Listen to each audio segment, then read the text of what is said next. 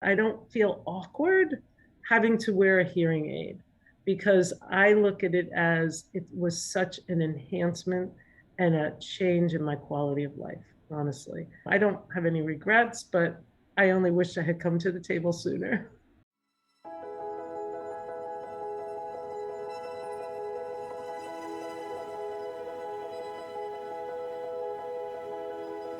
Welcome to the Hearing Wellness Journey podcast, an exploration of determination, hope, self-discovery, and triumph. We'll share the personal experiences of those that are living with hearing loss and provide a haven for their stories to show others that they are not alone in this journey. Please welcome your hosts, Dr. Dawn Heiman and Lindsey Doherty.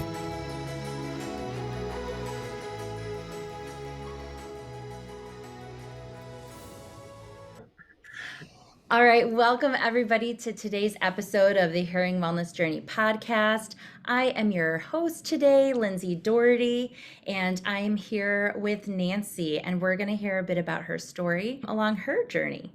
Take it away, Nancy. Hi, thank you, Lindsay. My name is Nancy Sweeney.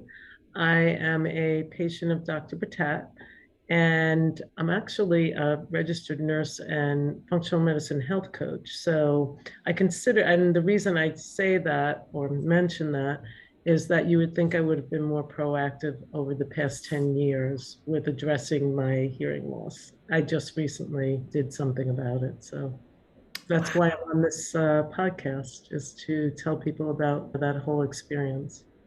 Oh, I think that's going to help so many people. I know you said you just started along this journey with Dr. Battat, Dr. Yasmin Battat. Tell us about when you said it was a 10-year journey. Tell us about 10 years ago. What started happening? For Mother's Day, I have 6 siblings and about 30 nieces and nephews, and we decided to go to Great Adventure to ride every roller coaster in the park on Mother's Day, which was a blast. 2 days later, I woke up and I had vertigo. I've never had vertigo in my life, but I had vertigo beyond belief.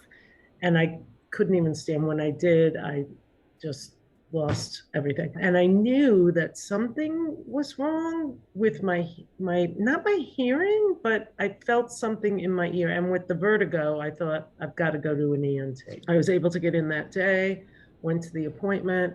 They put me in the booth, did the hearing test, and he said, this is probably something viral. He said, and you can just go with the audiologist and I'll see you later. That was it.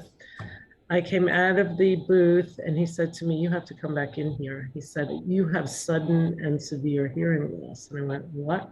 And I wasn't even aware at the time that I had lost the hearing. I was when I was in the booth, obviously, and I was just like, oh my gosh, what's going on here?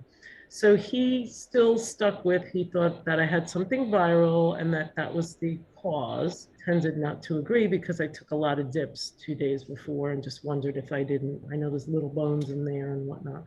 So in any event, he put me on prednisone for several months. And if you don't see something in 6 months, that's what you're left with. That became my new norm. And I accepted that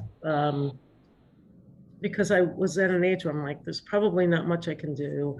Wasn't going to wear a hearing aid at that time. And I was fine. And truthfully, it was great because I had teenagers who, if they were noisy, I could just turn to my good ear and put that on the pillow and not hear anything.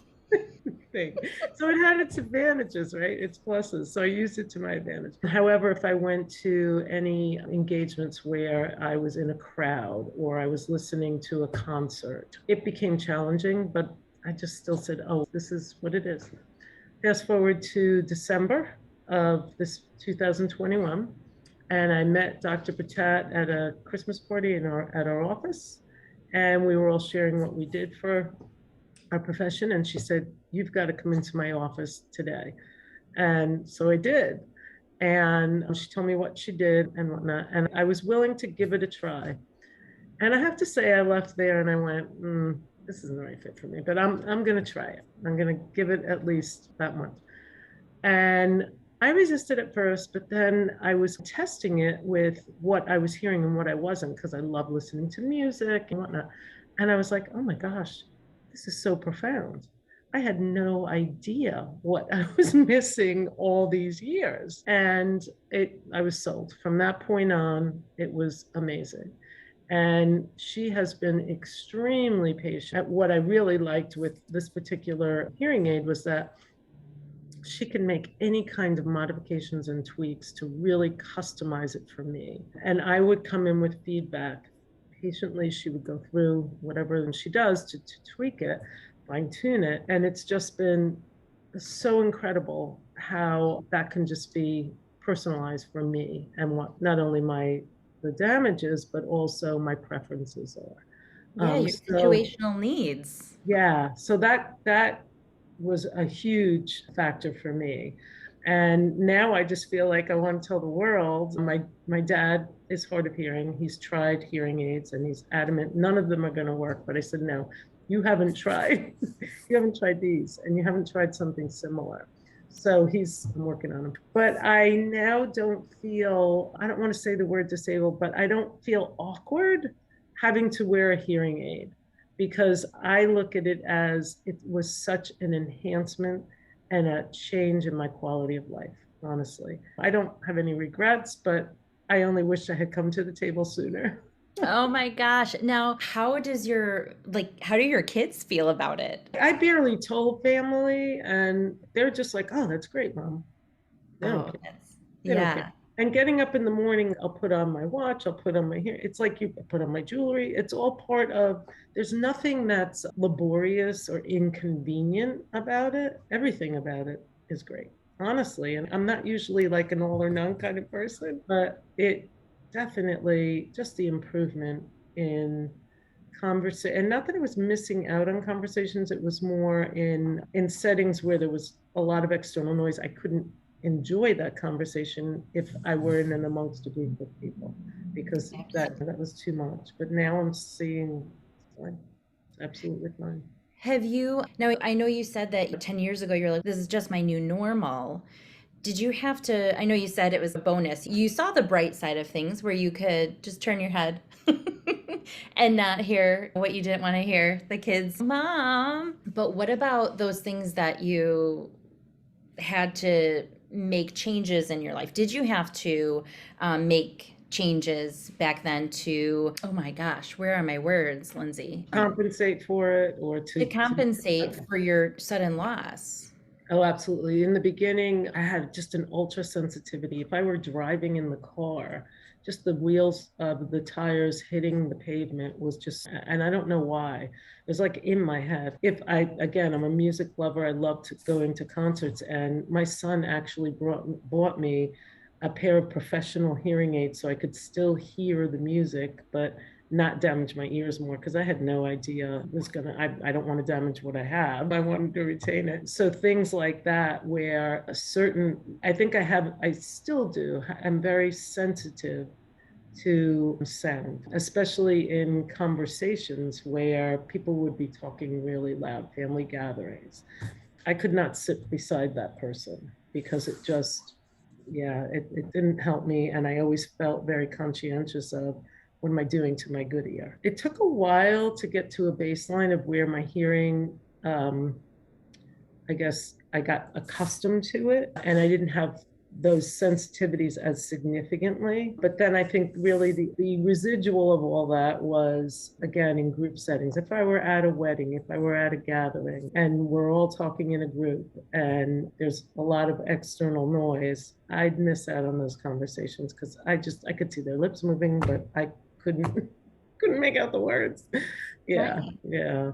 And then you met Dr. Battat, and then you said that at first when you went for your meeting and testing and diagnosis with her, you were still skeptical then. So what really made you change? What made that? I know you said you started listening to music. Was there something else? Like you left the office and you... Yeah. So I left the office. I'm on my way home and I'm like, I'm not putting this thing in. I just, her warmth and embrace just took me over. And yes, I did hear a difference in the office, but I still was like, this is a device that's just going to label me. No. I don't know that I've crossed over yet. I haven't absorbed all this. And then I got home and I said, you're being silly. Just give it a try. So I did. Our next appointment was in like 2 weeks. It might have been a week, but I wore it religiously, whatever that time period was. And I said, you know what, you have to give it 100%. in that time, I was probably sold on the very first day. Yeah. Because I start my day with listening to a morning show. Oh, And I was like, oh my God. It was like the difference between in your car, if you could turn the speakers all the way to the left, that's all I had. I didn't have the right because that's how significant it was. And now all of a sudden I had the left and the right. And I'm like, what are you, crazy? So when she first gave it to me, it was a loaner.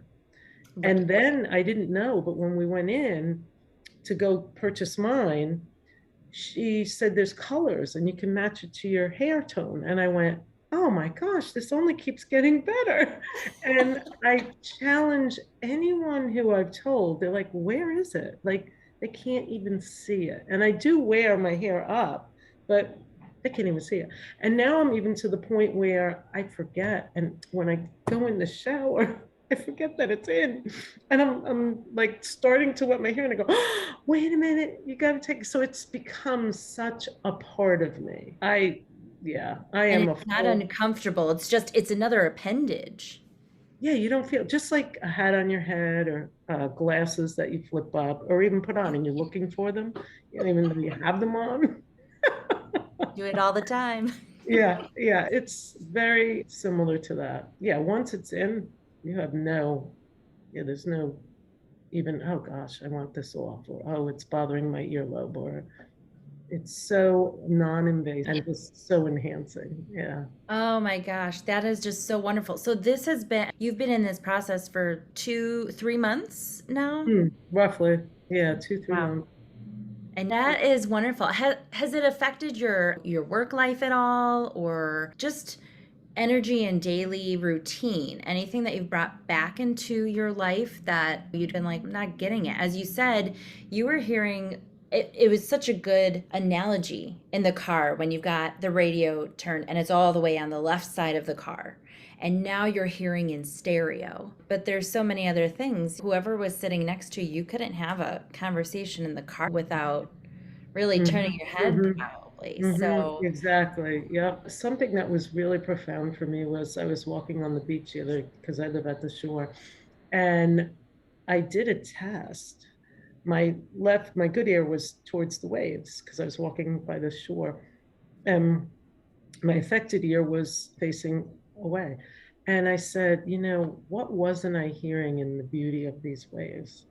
And I just put my finger on my ear. I may have even turned it off, mhm. and then I turned back on. And just those, I do that all the time with all Oh, different situations because I just go to I just keep showing myself those moments of, that it's just life changing. oh my um, gosh. yeah, yeah. Yes, it is an investment. I think that's a hard thing for a lot of people to necessarily see because it does get a bad rap, or it can. So I'm so happy that you're able to find Dr. Battat, where when you saw the audiologist previously and the ENT, you're like, nah, I'm not ready for that leap. No, he didn't even offer. He Oh, he didn't didn't. even, Okay. no, he told me a cochlear ear clamp might be a possibility or something along those lines. And Mhm. even then I was like, I don't think so. Oh, he just went to surgery. Okay. Which was really odd. And I thought, no, he was a person I could get an appointment with on that day. So I went because I just felt very compromised and I wanted to make sure something huge wasn't wrong. But Absolutely. In this industry, that's what we do. If you have a sudden hearing loss, you should go to an ENT within those first 3 days. We want to make sure that you're seen. I would say the other thing, I just want to go back to, you mentioned the cost. Yeah, it's your eyes go, what? Um, I had buyer's remorse for about a nanosecond. And then I said, you can't put a price on when you've regained, and I think of it, I know this is horrible to say, as a part of my senses and body back. It made me Wow. whole again. How much can you put a price on that? To me, it's just worth its weight in gold, honestly.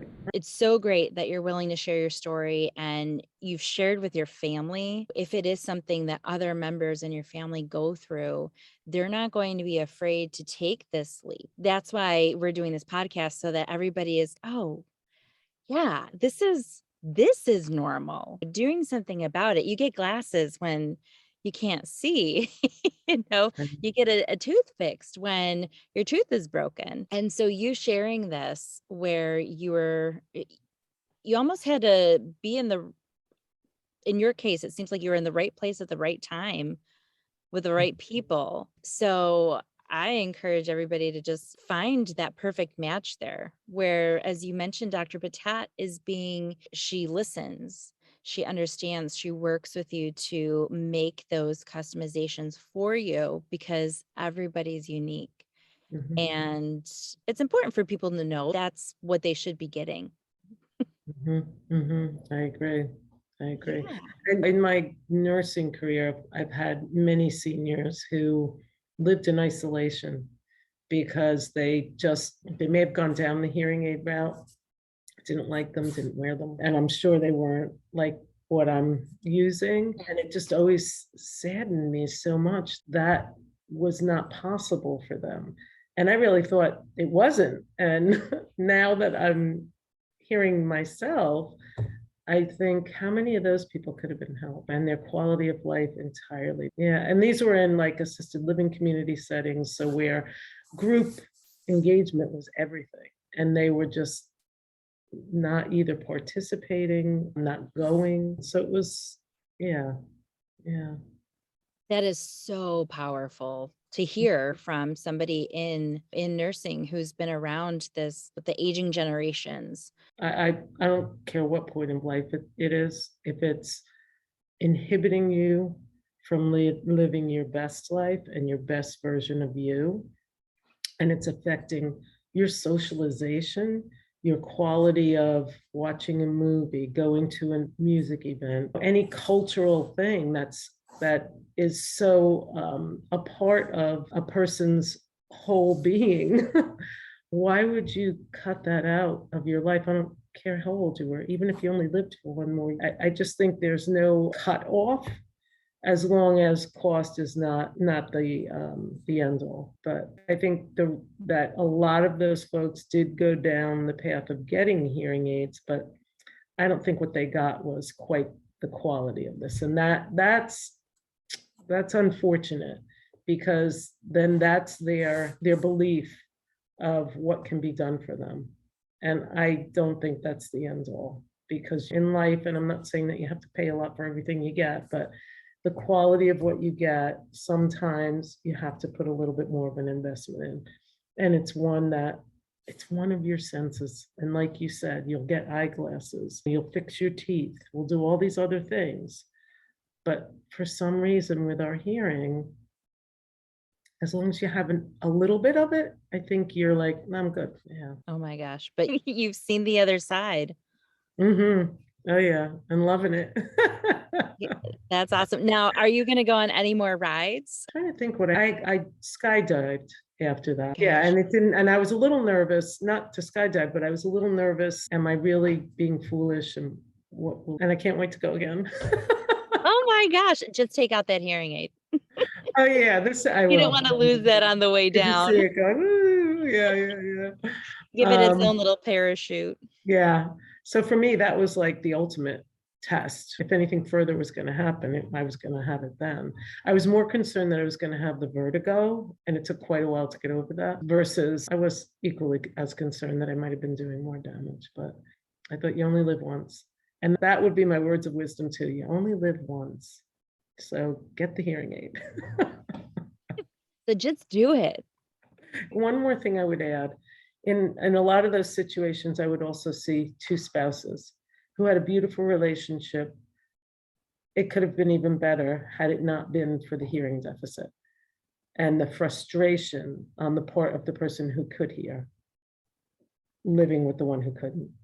And just the things that would go on, that it was, to me, that just saddened my heart. It's like the two of you could be talking so much more and not getting frustrated about what they didn't hear because you said it 5 times, or you called them from another room, or Oh my gosh. I have a feeling that this personal experience of your own is going to just change everything like with work and the people that you see. is just to encourage people. And I don't know if you cut the thing, but make sure to really take that time where you're doing the fine tuning of the hearing aid seriously and pay attention to how you're hearing so that you're not just settling, because that's how much it can really be refined. And we're all unique. And as hard as you set it up to based on what you guys have seen, there may be things that I still want enhanced or reduced, and if you're not paying attention to that and taking that back and communicating it, there's no way for someone, it's just like saying, give me a haircut, and oh, that's not what I wanted. That's so true. So when, Yeah. your audiologist is saying, or your hearing care provider is saying, go into different listening environments, see what you're hearing, see what you like, see what you don't like. What are you looking for more of? Write that down, bring it in, because everybody has their own little personal touches that they're looking for. That is such good advice. Yeah, and I think that's why a lot of people end up with hearing aids and don't like them, because they didn't know how to go through that process, or they weren't, I don't know. This is my first go round, but I'm not sure if that's how extensive other experiences would be. Like you said, everybody, if you're programmed for, I'm sitting in a sound booth right now and everything is quiet around you, and you do all the programming and you make changes, and then you find yourself in really variable environments and you haven't talked to your hearing care provider about that and made those fine-tuning adjustments, you're going to find them really obnoxious and not like them. And I think you're right. I think people are just going to put them in the drawer and say, oh, what a waste of money. They never even worked. Yeah. But really, they should take them out, dust them off, find a new provider and work with them. Exactly. Yeah, look at my circumstance. I came from someone who wanted to be very aggressive with treatment versus, what Dr. Battat's approach was to, I'm like, oh, it just opened my eyes. Thank you again for this opportunity. I so appreciate it. And it was just really a lot of fun. So Good. All right. Take care, Nancy. You too. Bye-bye. Bye.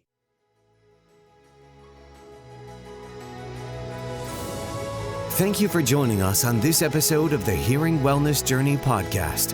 For more information about what we do and the services we provide, please visit our website at hearingwellnessjourney.com/podcast, where you can find more resources based on today's discussion, as well as request to be a member of our Hearing Wellness Journey community on Facebook. That's available for our listeners exclusively on hearingwellnessjourney.com/podcast.